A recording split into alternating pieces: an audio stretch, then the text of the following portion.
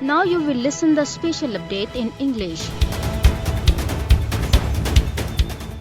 In Indian illegally occupied Jammu and Kashmir, the All-Party Hurriyat Conference Vice Chairman Ghulam Ahmad Gulzar has urged the international community to recognize the gravity of situation in the occupied territory and show urgency in saving the Kashmiris from Modi-led fascist Indian government's onslaught against them. Ghulam Ahmad Gulzar, in a statement issued in Srinagar, said that following the recent statements of the United Nations Human Rights Chief and Organization of Islamic Cooperation regarding the grim situation in Indian illegally occupied Jammu and Kashmir, it had become more pressing for the global community to take practical steps for the resolution of the lingering dispute. He pointed out that half-hearted measures taken by the world so far with respect to Kashmir had only emboldened New Delhi to continue its aggressive policies in the territory.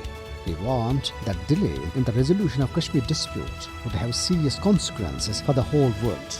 The occupation authorities did not allow people to offer Jummah prayers at historic Jamia Masjid Dastagir Sahab, Dargah Hazrat Bal and Jamia Masjid Hyderpora in Srinagar today. The authorities also prevented people from visiting the grave of the veteran Hurriyat leader and the icon of the Kashmir freedom movement, Sayyid Ali Gilani in Hyderpora. Pakistan's National Assembly on Friday unanimously passed a resolution paying glowing tributes to the relentless and valiant struggle of the veteran Hurriyat leader Sayyid Ali Gilani for the right to self-determination of Kashmiri people. Glowing tributes were also paid to Shahid Gilani and condolence programs held in different cities of United Kingdom, Denmark, Norway, Italy and Germany on the call of Tehreek-e-Kashmir UK and Europe. Meanwhile, a 17-year-old girl died and 6 other members of her family sustained injuries in an explosion in their house in Tarpora area of Kupwara district. The blast took place in the scrap material consisting of a shell and grenade stored in the house. On the other hand, Indian authorities in Indian illegally occupied Jammu and Kashmir have issued a new order under which the government employees will be terminated from the service and also become ineligible for promotion if they or their relatives and acquaintances were found directly or indirectly involved in the ongoing freedom movement.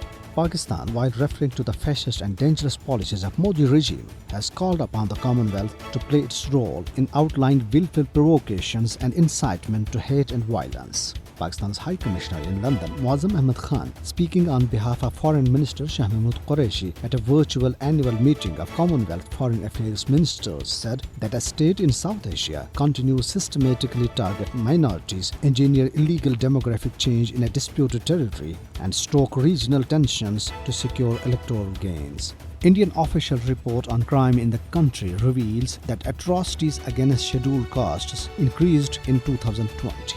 It said that during 2020, 50,291 cases of atrocities against scheduled castes were reported in India, and of those, 12,714 were registered in Uttar Pradesh, 7,368 in Bihar, 7,017 in Rajasthan, 6,899 in Madhya Pradesh and 2,569 in Maharashtra.